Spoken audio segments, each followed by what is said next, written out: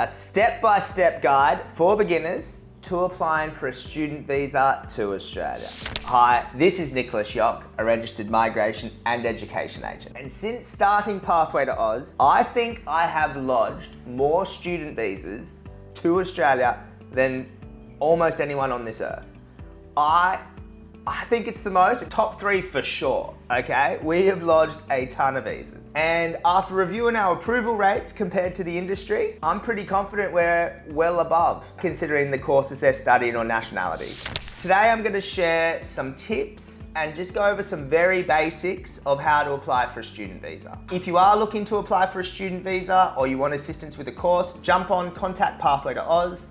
We're an education agency and we can get you into the right course, and we also have very skilled agents assisting with the drafting and lodging of the visa. First, before you go any further for a student visa, you need to have what's called a confirmation of enrollment. So a confirmation of enrollment comes from your college where you're studying, and it shows the course, start date, end date, your name, all this sort of stuff. It's got a specific code that you need to put on the visa application form. So you can only get the confirmation of enrollment after you get the letter of offer. Ensure your OSHC or your overseas student healthcare is for the duration of your visa. If it's shorter, immigration may grant you a shorter visa. If you're studying a course and it goes for 12 months, get your OSHC to start from when you plan to arrive and let it run for up to 2 months after it. But if you only apply for OSHC, which runs for the duration of your course, immigration will grant your student visa the dates of your OSHC, so it'll expire the day you finish your course.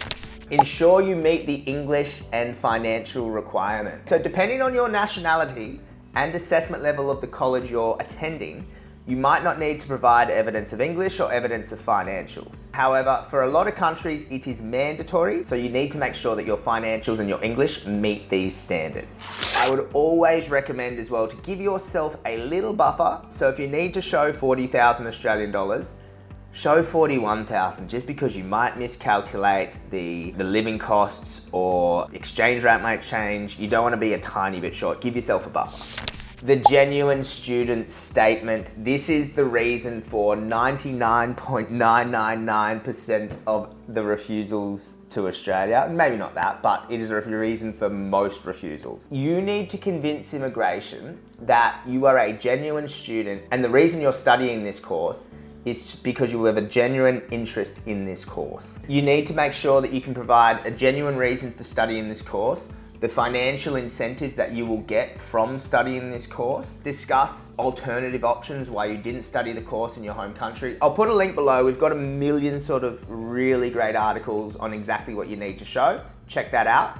But always make sure you have documentation backing it up. So if you said, I previously did a similar course, but a shorter course at a lower level in your country, show the education certificate, all right? If you said you've got an employment offer, show the employment offer. Don't just say you've got these things, provide them with the application. These are just very short, very simple things that you can do to give yourself a better chance of success. However, if you do need assistance with the application, this is what we do. Contact Pathway to Oz and let us help you find the best course and prepare your visa application to give you the best chance of studying in Australia. Thank you.